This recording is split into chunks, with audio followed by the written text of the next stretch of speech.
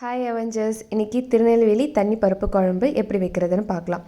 நான் வந்துட்டு உலக்கு வந்துட்டு துவரம் பருப்பு எடுத்திருக்கேன். அப்புறம் முக்கால் சொம்பு தண்ணி ஊற்றிருக்கேன். குழந்தைங்களுக்கு கொடுக்குறதா இருந்தால் பச்சை மிளகாவை கம்மி பண்ணிக்கோங்க.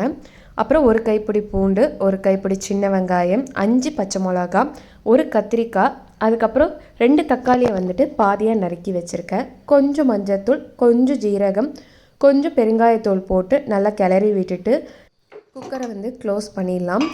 ஒரு விசில் 10 நிமிஷம் வந்துட்டு சிம்மில் இருக்கணும். அப்போ தான் வந்துட்டு உள்ளே உள்ள காய்கறி எல்லாமே வந்துட்டு நல்லா வந்து குலைவாக வேகும்.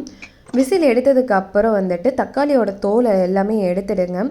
எடுத்துட்டு ஒரு மத்து வச்சு நல்லா வந்துட்டு கடைச்சிருங்க. நல்லா எவ்வளோ முடியுமோ நல்லா மசிவாக வந்துட்டு வச்சுடுங்க.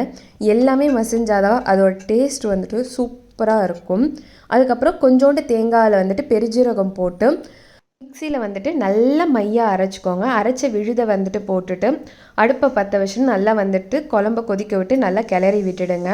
அப்போ தான் வந்துட்டு தேங்காய் வந்துட்டு கொஞ்சம் வந்துட்டு அந்த ஸ்மெல் வந்துட்டு நல்லா இருக்கும். அதுக்கப்புறம் தேவையான அளவு உப்பு போட்டுட்டு கொஞ்சோண்டு புளியை வந்துட்டு நான் கரைச்சி வச்சுருக்கேன். அந்த தண்ணியை ஊற்றிடலாம். ஊற்றிட்டு கொஞ்ச நேரம் கொதிக்க விட்டுடுங்க.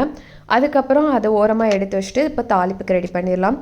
கொஞ்சோண்டு கடலை எண்ணெய், 1 ஸ்பூன் வந்து நெய் போட்டுட்டு கடுகு, ஜீரகம், அதுக்கப்புறம் வந்து காஞ்ச மிளகா, அதுக்கப்புறம் ஒரு கை வந்துட்டு பெரிய வெங்காயம், அப்புறம் கருவேப்பிலை போட்டு தாளித்தது வந்து பருப்பில் ஆட் பண்ணிடலாம். அவ்வளோதான், தண்ணி பருப்பு குழம்பு ரெடி.